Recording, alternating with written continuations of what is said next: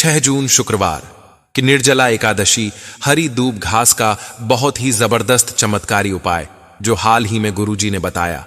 निर्जला एकादशी के दिन पूजा पाठ व्रत उपवास करना न करना, पर साल के सबसे बड़ी एकादशी के दिन इस उपाय को जरूर कर लेना, छप्पर फाड़ धन न आए। तो कहना दोस्तों, आज के इस वीडियो में मैं आपको भगवान के द्वारा दिए गए एक अनमोल तोहफे के बारे में बताने जा रहा हूं, जिस तोहफे को हम मामूली घास फूस समझकर कई बार फेंक देते हैं, लेकिन असल में यह कोई साधारण घास नहीं बल्कि हीरे से भी बढ़कर है। आज की यह वीडियो बहुत ही सुंदर विषय पर आधारित है और मैं इस बात की गारंटी ले सकता हूं कि यदि आपने अच्छे तरीके से इस वीडियो को शुरू से लेकर अंत तक बिना भगाए पूरा देख लिया तो फिर दुनिया की कोई भी शक्ति आपको करोड़पति धनवान मालामाल बनने से रोक नहीं सकती। दोस्तों, जिस चमत्कारी चीज की मैं यहां पर बात कर रहा हूं वह है दूब, जिसे हम दूर्वा के नाम से भी जानते हैं। हमारे हिंदू धर्म में दूर्वा घास का बहुत ही बड़ा एवं विशेष महत्व है। दूर्वा घास भगवान श्री गणेश जी के साथ साथ भगवान श्री हरि विष्णु जी की भी अत्यंत ही प्रिय वस्तु है। ऐसा माना जाता है जो भी व्यक्ति निर्जला एकादशी के दिन दूर्वा घास या धूप से जुड़ा उपाय कर लेता है, उसे भगवान श्री गणेश जी एवं श्री लक्ष्मी नारायण जी का अद्भुत आशीर्वाद प्राप्त होता है, क्योंकि निर्जला एकादशी व्रत श्री हरि विष्णु जी के साथ साथ भगवान श्री गणेश जी को भी समर्पित है, जिसके बाद दुनिया की कोई भी शक्ति आपको करोड़पति धनवान मालामाल बनने से रोक नहीं सकती। दोस्तों, हमारे हिंदू धर्म में दूर्वा घास का बहुत ही बड़ा एवं विशेष महत्व है। दूर्वा घास भगवान श्री गणेश जी एवं भगवान श्री लक्ष्मी नारायण जी की अत्यंत ही प्रिय वस्तु है। ऐसा माना जाता है जो भी व्यक्ति निर्जला एकादशी के दिन भगवान श्री गणेश जी को दूर्वा घास के साथ यह एक खास चीज बताए गए तरीके से अर्पित करता है, उसके जीवन में कभी भी कोई भी समस्याएं अड़चन नहीं आती हैं, क्योंकि दूर्वा घास कोई साधारण घास नहीं बल्कि पूजा पाठ में जितने भी हमारे हिंदू धर्म में अनुष्ठान या यज्ञ होते हैं, इनमें विशेष तौर पर दूर्वा घास का प्रयोग जरूर ही होता है। क्योंकि दोस्तों, यह साधारण सी दिखने वाली दूर्वा घास चमत्कारी शक्तियों से भरी हुई होती है। इसके अंदर साक्षात त्रिदेव यानी कि ब्रह्म विष्णु महेश का आशीर्वाद विद्यमान होता है और बहुत ही कम लोग इसकी गुप्त चमत्कारी शक्तियों को जानते हैं। देखिए, जैसा हमने आपको अभी बताया कि दूर्वा घास भगवान श्री हरि विष्णु एवं प्रभु श्री गणेश को चढ़ाई जाती है, जिससे माता महालक्ष्मी और भगवान गणेश जी बहुत ही जल्दी प्रसन्न भी हो जाते हैं। हमारे प्राचीन शास्त्रों में इसके अनगिनत चमत्कारी फायदे बताए गए हैं, तो इनमें से मैं आज आप लोगों को कुछ ऐसे ज्योतिषी एवं तांत्रिक प्रयोग और फायदे बताऊंगा जिसे कि सुनकर आप खुद ही चौंक जाएंगे। तो चलिए दोस्तों, एक एक कर सभी उपायों के बारे में हम जानते हैं, लेकिन उससे पहले आप कमेंट बॉक्स में जय श्री गणेश लक्ष्मी, जय श्रीमन नारायण जरूर लिख दें, ताकि श्री गणेश लक्ष्मी जी के साथ साथ भगवान श्री हरि विष्णु जी की कृपा आपको एवं आपके पूरे परिवार को कृपा प्राप्त हो सके। साथ ही साथ कमेंट में आप अपनी राशि भी अवश्य लिख देना, ताकि आपके राशि के अनुसार आपके लिए कोई उपाय होगा तो वह हम आपके कमेंट के रिप्लाई में जरूर बता देंगे। दोस्तों, जितने भी पेड़ पौधे हैं, वनस्पतियां हैं, ये सब भगवान श्री शिव जी के द्वारा ही उत्पन्न हुई है, लेकिन दूर्वा घास भगवान श्री हरि विष्णु जी के रोम से उत्पन्न हुए थे, जिस वजह से इसे अत्यंत ही पवित्र एवं शुभ बताया जाता है।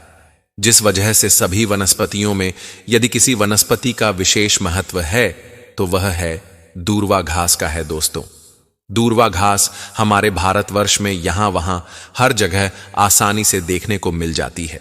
यह जो दूर्वा घास है, यह आप अपने घर के आसपास, चाहे आप किसी भी स्टेट में रहते हो, किसी भी राज्य में, किसी भी देश में या किसी भी गांव या शहर में रहते हो, आपको आसानी से कहीं भी देखने को मिल ही जाती है। मुख्यतः खाली मैदान में यह आसानी से मिल जाती है और आजकल तो लोग अपने घर की सुंदरता को बढ़ाने के लिए भी इसी घास का प्रयोग करते हैं। छत पर, गमलों में या घर के आसपास भी यह दूर्वा घास आसानी से उग आते हैं, लेकिन कुछ लोग आर्टिफिशियल घास का भी प्रयोग करते हैं। लेकिन हम यही कहेंगे कि आप आर्टिफिशियल की तरफ ना जाकर नेचुरल घास को अपने घर के वातावरण में स्थान जरूर दें। यह आपके घर के वातावरण को बिल्कुल ही सुखमय बना देता है। इससे दैवीय शक्तियों का वास आपके घर में बढ़ता चला जाता है। इसके अलौकिक फायदे भी मैं आपको बताऊंगा। इसके बाद मैं आपको इसके ज्योतिष के अनुसार चमत्कारी प्रयोग भी बताऊंगा। यह दोनों ही प्रयोग आपको जानना बेहद जरूरी है। इसके प्रयोग जानने के बाद आप जो है डॉक्टर दवाइयों की तरफ बिल्कुल भी नहीं भाग पाएंगे। आप अपने निजी जीवन में चल रही हर एक प्रकार की परेशानी, हर एक प्रकार के कष्ट को इसी साधारण धूप से ठीक कर पाएंगे, क्योंकि हमारे हिंदू धर्म में दूर्वा यानी धूप को बहुत ही पवित्र और पूजनीय माना गया है।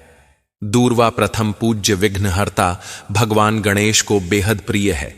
एकादशी की पूजा में भी भगवान श्री हरि विष्णु और माता लक्ष्मी जी की पूजा करने से पूर्व गणेश जी की पूजा अर्चना में इसका इस्तेमाल विशेष रूप से किया जाता है। और कहा जाता है कि बिना दूर्वा के भगवान गणेश की पूजा अधूरी मानी जाती है। साथ ही दूर्वा को सदियों से मांगलिक कार्यों में जैसे गृह प्रवेश, मुंडन, विवाह आदि में शामिल किए जाने की परंपरा है।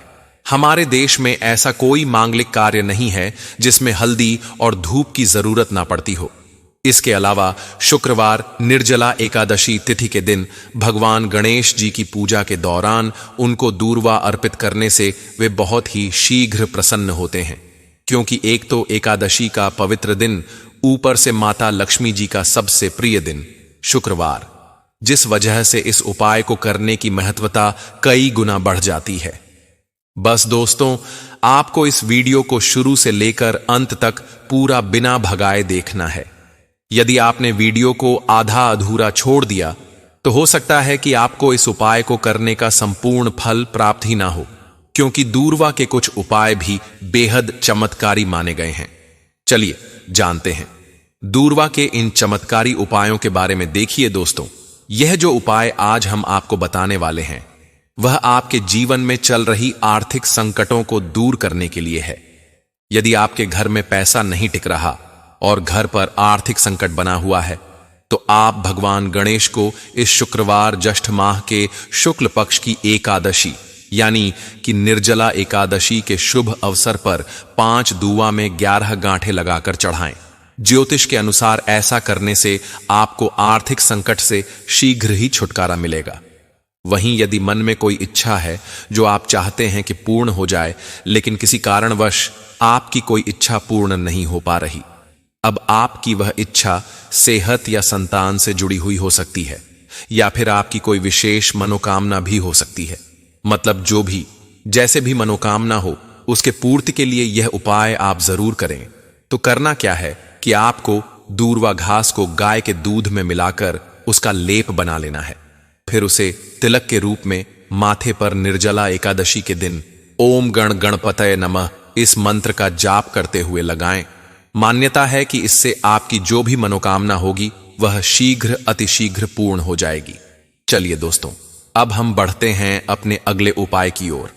लेकिन उससे पहले यदि आप इस निर्जला एकादशी के दिन अपने जीवन में भगवान श्री हरि विष्णु और माता लक्ष्मी जी की एवं गौरी पुत्र गणेश जी की विशेष कृपा प्राप्त करना चाहते हैं तो कमेंट सेक्शन में जय श्री गणेश, जय श्री लक्ष्मी नारायण जरूर लिख देना।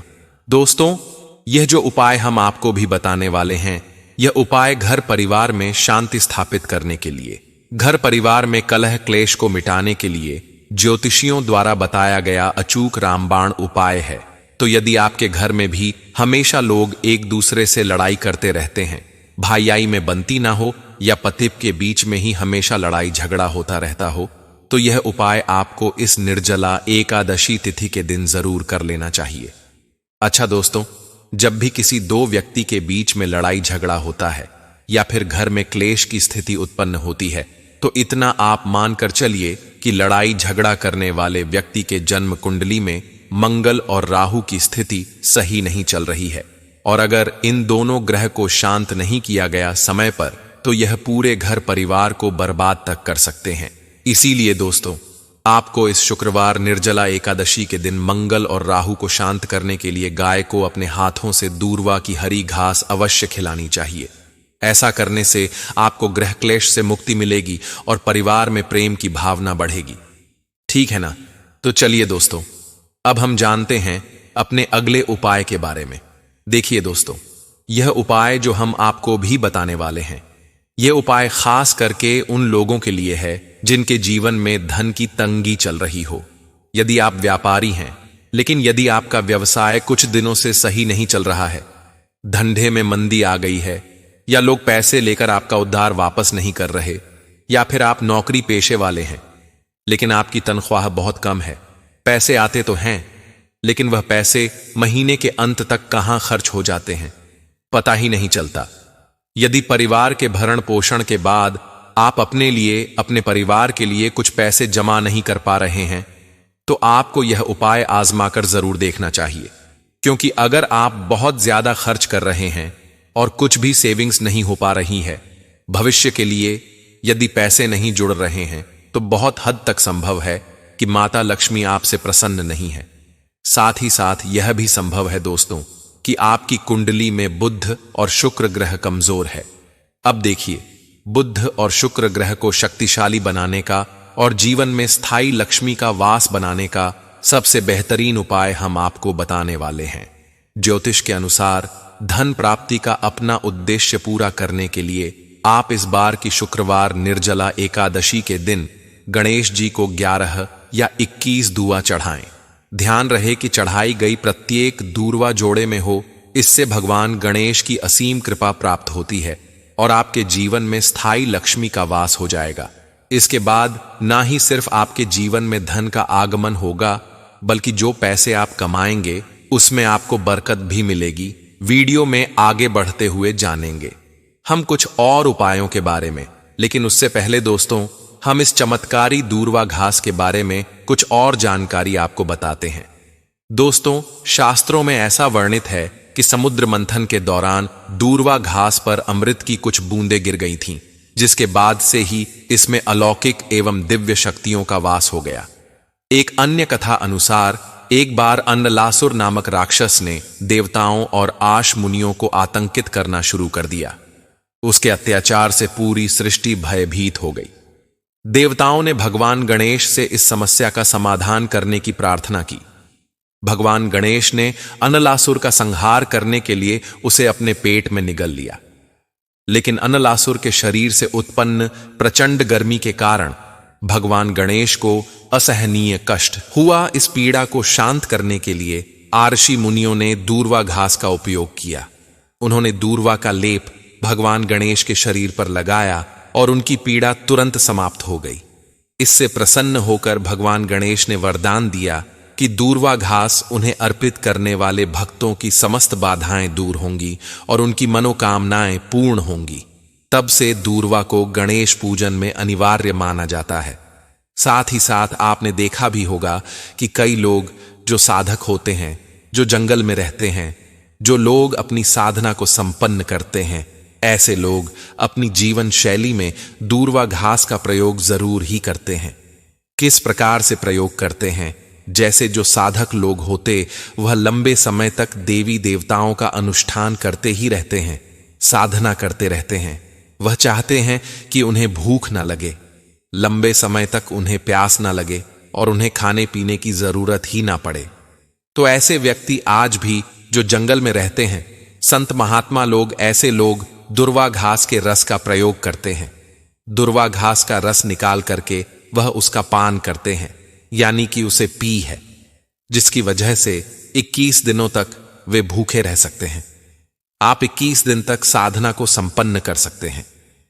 हमने एक गुरुजी से इसके बारे में चर्चा भी की थी, तो उन्होंने बताया कि यह शरीर की तासीर को ठंडा रखती है।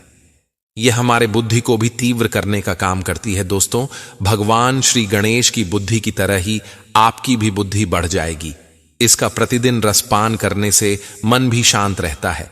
जैसे मन में अगर कोई चिड़चिड़ापन है या गर्मी के कारण किसी कारणवश मन हमेशा शांत नहीं रहता है, नींद नहीं आती है, यहां तक कि आयुर्वेद में सांस और बीपी की बीमारी को ठीक करने में भी यह रामबाण तरीके से कार्य करता है। इसका 1 कप रस निकाल करके प्रतिदिन 1 महीने तक रस पीने से सांस और बीपी की बीमारी जड़ से ठीक हो जाती है। चलिए दोस्तों, अब मैं आप लोगों को इसके कुछ दिव्य प्रयोग बताता हूं, जो कि आपको धनवान बनाकर ही रहेगा और आपके जीवन के सारे कष्टों को हर लेगा। ठीक है ना? तो वीडियो को आप पूरा अंत तक जरूर देखना दोस्तों। शास्त्रों में कहा गया है कि दुर्वा घास के कुछ हरे पत्ते लेकर उसे अच्छे से पीस कर तिलक लगाने से व्यक्ति की बुद्धि का विकास होता है। यह आपकी बुद्धि को स्थिर रखता है और चेहरे पर तेज बढ़ाता है और आप आकर्षण का केंद्र बन जाते हैं। यह चेहरे में चमक को बढ़ाने का भी काम करता है। यह जानकारी बहुत ही गुप्त है। बहुत ही शानदार उपाय हमने आपको बताया है। वहीं यदि आप अपने जीवन में चल रहे मुसीबतों से परेशान हैं, आर्थिक तंगी का, यदि आपके जीवन में दौड़ चल रहा है, तो शुक्रवार निर्जला एकादशी को आप दूर्वा घास और हल्दी की एक माला बनाकर इसी निर्जला एकादशी के दिन अगर भगवान श्री गणेश जी को समर्पित कर देते हैं, तो पूरे साल आपके पास में धन आने के मार्ग खुलते चले जाते हैं। किसी भी प्रकार की कोई बाधा नहीं आती है। आप चाहे तो हर दिन या फिर आप हर बुधवार के दिन भी माला बना के गणेश जी महाराज को अर्पित करें। सबसे जल्दी गणेश जी महाराज प्रसन्न होते हैं। देखिए, आपके पास पैसा है, लेकिन अगर बुद्धि नहीं है तो आया हुआ पैसा भी आपके पास से चला जाएगा। लेकिन अगर बुद्धि होगी, विवेक होगा, तो आप उन पैसों को भी 4 गुना और बढ़ा पाएंगे भगवान गणेश के आशीर्वाद से। तो सबसे पहले आप माला जरूर अर्पित करें। इसके अंदर साक्षात मां लक्ष्मी का स्वरूप भी होता है। साधारण घास नहीं है, इसकी जड़ में स्वयं माता रानी बसती है। इसलिए दोस्तों, यह महापवित्र कही गई है। जिस स्थान में यह होती है उस स्थान को पवित्र कर देती है। घर में अगर है तो घर आंगन जो है वह बहुत ही खूबसूरत बन जाता है। वातावरण सुखमय हो जाता है। देवी देवताओं की कृपा बरसती है।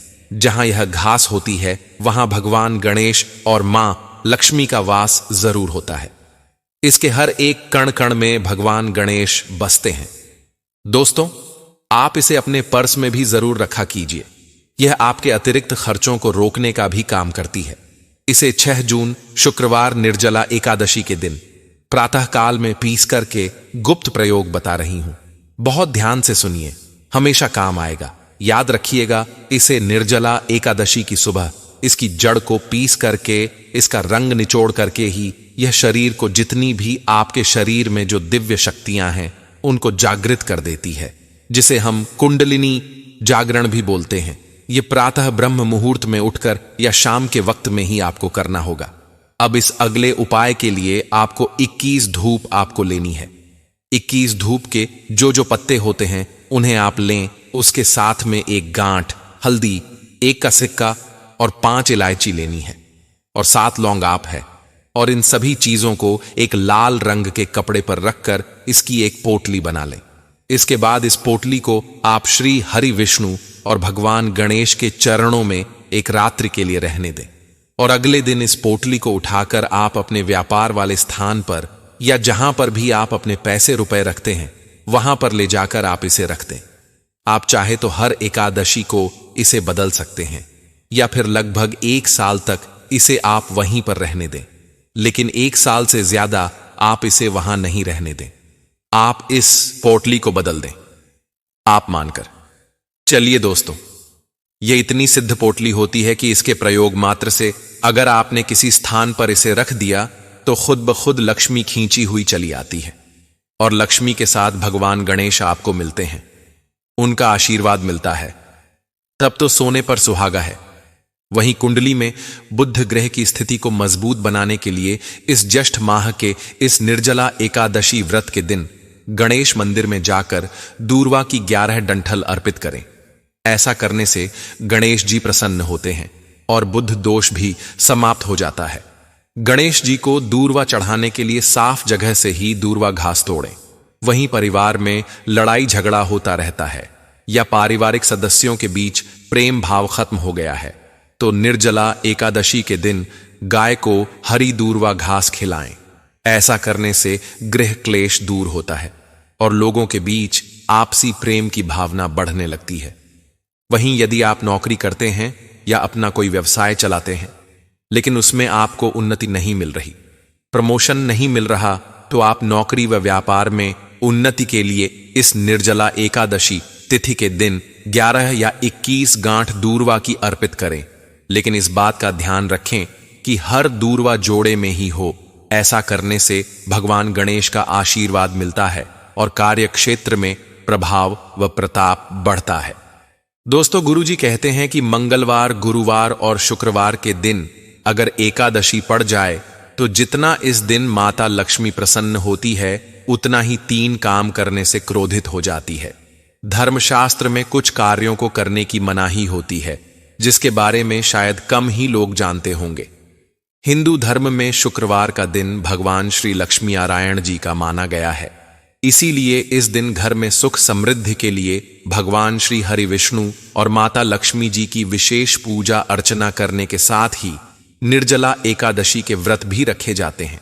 लेकिन अगर आप इस दिन यह 7 कार्य करते हैं तो इससे धन का नाश होने की संभावना हमेशा रहती है, क्योंकि निर्जला एकादशी का दिन भगवान श्री लक्ष्मी नारायण का होता है और हर व्यक्ति के घर में लक्ष्मी जी का होना बहुत जरूरी होता है, क्योंकि आजकल बिना माता लक्ष्मी की कृपा से जीवन अत्यधिक कष्ट से भरा हो जाता है। इसी के साथ जानते हैं कि निर्जला एकादशी पर आपको क्या करना चाहिए, क्या नहीं करना चाहिए। सबसे पहले तो चलिए भक्तों, आपका ज्यादा समय बर्बाद ना करते हुए वीडियो को शुरू करते हैं। देखिए भक्तों, सबसे पहली बात तो यह कि हमारे हिंदू धर्म एवं प्राचीन ग्रंथों में सभी एकादशियों में निर्जला एकादशी तिथि को सर्वश्रेष्ठ माना गया है और निर्जला एकादशी तिथि भगवान श्री लक्ष्मी नारायण जी को समर्पित है। इस दिन किए गए उपवास, जप, तप व ध्यान का विशेष महत्व होता है। शास्त्रों में बताया गया है कि ज्येष्ठ माह के शुक्ल पक्ष की इस एकादशी तिथि का व्रत करने से व्यक्ति को सांसारिक जीवन की सभी समस्याओं से मुक्ति मिलती है और व्यक्ति जन्म मृत्यु के बंधन से मुक्त हो जाता है। इस दिन यदि दोस्तों भगवान आप पर प्रसन्न हो गए तो आप मान के चलिए कि आपके जीवन का कायाकल्प हो जाने से कोई नहीं रोक सकता है एवं ऐसे व्यक्ति मरणोपरांत बैकुंठ धाम को प्राप्त होते हैं। शास्त्रों के अनुसार इस अत्यंत ही पुण्य एवं मंगलकारी तिथि पर कुछ ऐसे कार्य हैं जिनको करना वर्जित बताया गया। ऐसा करने से व्यक्ति को जीवन में कई तरह की परेशानियों का सामना करना पड़ता है और भगवान विष्णु की नाराजगी, माता लक्ष्मी की नाराजगी का भी सामना करना पड़ता है। आइए जानते हैं कि निर्जला एकादशी के दिन ऐसे कौन से कार्य हैं जिनको भूलकर भी नहीं करना चाहिए। तो दोस्तों, सबसे पहला कार्य जो है वह माता तुलसी से जुड़ा हुआ है। जी हां दोस्तों, तुलसी को माता लक्ष्मी का प्रतिरूप भी कहा जाता है। भगवान श्री हरि विष्णु एवं उनके अवतारों को तुलसी के पत्ते अवश्य ही अर्पित किए जाते हैं।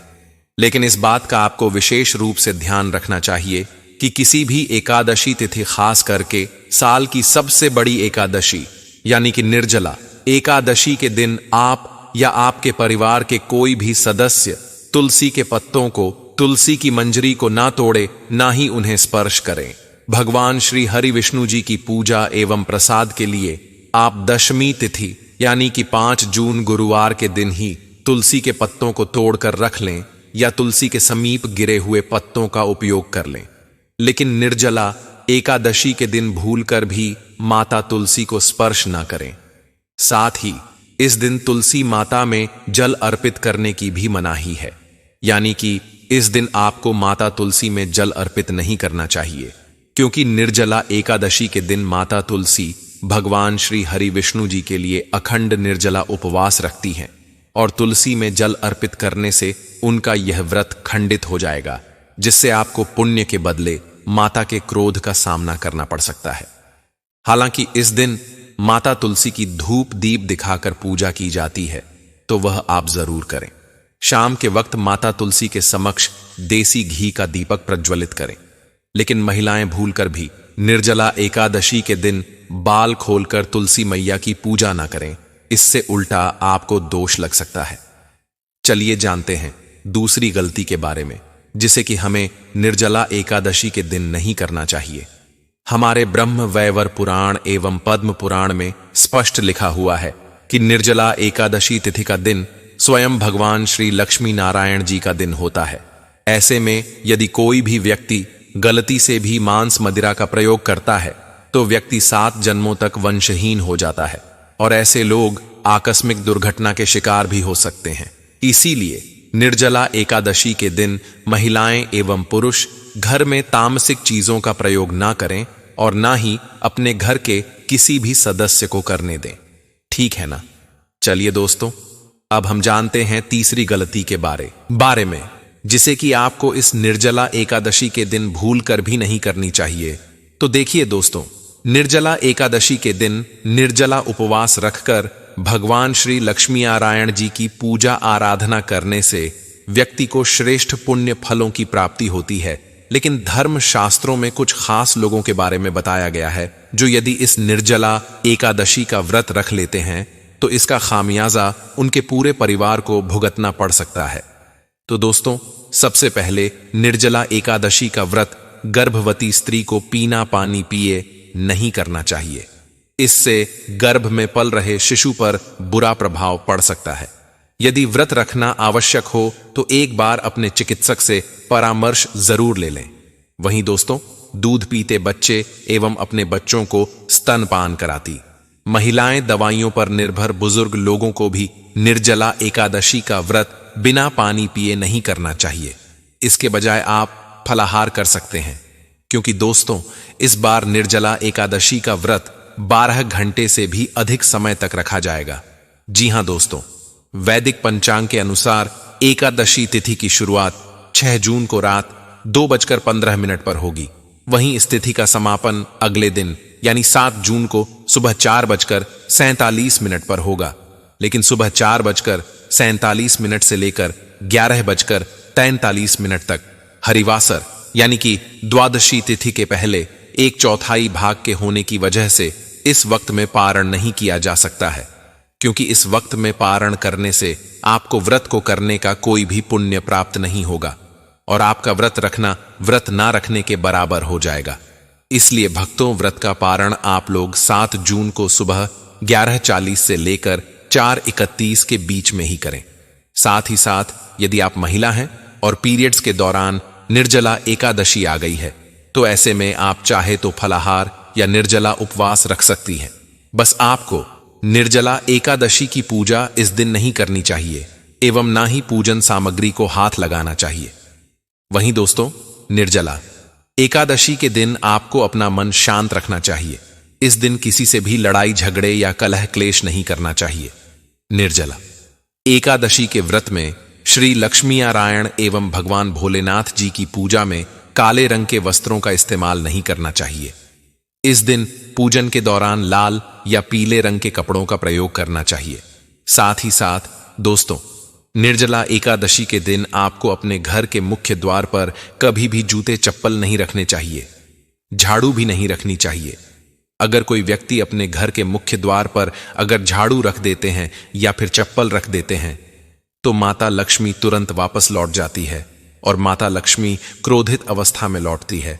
और जिस घर में मां लक्ष्मी प्रवेश ना करे, ऐसे घर में उनकी बड़ी बहन दरिद्रता प्रवेश करती है। आपने जरूर देखा होगा कि लगभग हर एक मनुष्य अपने घर के मुख्य द्वार पर नींबू और जो हरी मिर्च होती हैं ये टांग करके रखते हैं। लेकिन क्यों रखते हैं, इसको टांगने का कारण क्या है?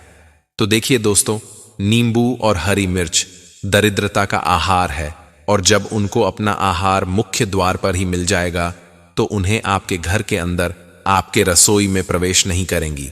इसलिए यह भी कहा जाता है कि एकादशी तिथि के दिन नींबू मिर्ची टांगने से दरिद्रता घर में नहीं आती है। आप में से अधिकतर लोग यह भी पूछते हैं, घर में लक्ष्मी क्यों नहीं आती? तो देखिए, जिन घर में लोग महिलाओं का अपमान करते हैं ऐसे घर में कभी भी लक्ष्मी नहीं आती। दूसरा, जिस घर में खंडित मूर्ति की पूजा होती है, अधिकतर लोग जो है वह मोहवश खंडित मूर्ति की पूजा करते रहते हैं। लेकिन जिस घर में खंडित मूर्ति होती है वहां कभी भी देवी देवता वास नहीं करते। इसलिए यदि आपके घर में भी कोई ऐसी मूर्ति है तो उसे तुरंत किसी पवित्र नदी में प्रवाहित कर दें या साफ सुथरी जगह देखकर मिट्टी में सम्मान पूर्वक दबा दें। और यदि संभव हो तो उस जगह पर एक पेड़ जरूर लगा दें। तो चलिए दोस्तों, अब हम जान लेते हैं कि निर्जला एकादशी के दिन और कौन से कार्य ऐसे हैं जिन्हें आपको नहीं करने चाहिए। लेकिन उससे पहले दोस्तों, आप लोगों से हाथ जोड़कर रिक्वेस्ट है कि हम आप लोगों के लिए जो भी वीडियो बनाते हैं उसमें हमें बहुत मेहनत लगती है। कई धार्मिक ग्रंथों से, साधु संतों से हम यह जानकारी एकत्रित करते हैं। इसलिए अगर आपको हमारी वीडियो थोड़ी सी भी ज्ञानवर्धक लगी हो तो कृपया इस वीडियो को एक लाइक करके हमारे चैनल दिव्य ज्योति को सब्सक्राइब भी जरूर कर लें, ताकि शास्त्रों के द्वारा बताई गई प्रमाणित बातें और उपाय हम आपके पास लेकर निरंतर आते रहे। और साथ ही आप अपनी राशि को कमेंट बॉक्स में जरूर डाल दें, क्योंकि हम राशि से जुड़ा उपाय भी बताते हैं और भाग में चल रही परेशानियों को तत्काल दूर करने के लिए भी हमारे ज्योतिष आसान से आसान उपाय बताते हैं। इसलिए आप अपनी राशि कमेंट बॉक्स में जरूर डाल दें। तो चलिए दोस्तों, जान लेते हैं कि निर्जला एकादशी के दिन और कौन से 7 काम नहीं करने चाहिए। दोस्तों, नंबर 1, भूल कर भी ना करें, इन चीजों का दान दो। दोस्तों, गुरुजी कहते हैं कि निर्जला एकादशी के दिन दान पुण्य करना अच्छा माना जाता है, लेकिन इस दिन कुछ चीजों का दान करना शुभ नहीं माना जाता है। इस बार निर्जला एकादशी तिथि शुक्रवार को पड़ रही है, जिस वजह से यदि आप इस दिन किसी भी व्यक्ति को दूध या दूध से निर्मित किसी भी चीज का दान करते हैं तो आपसे माता लक्ष्मी रुष्ट हो सकती है। साथ ही इस दिन लोहा या लोहे से निर्मित वस्तु भी किसी को नहीं देना चाहिए। दोस्तों, अगला तामसिक चीज का दान आपको इस दिन भूलकर भी नहीं करना चाहिए। इससे आपके कुंडली में माता लक्ष्मी और शुक्र ग्रह का भाव कमजोर हो जाता है।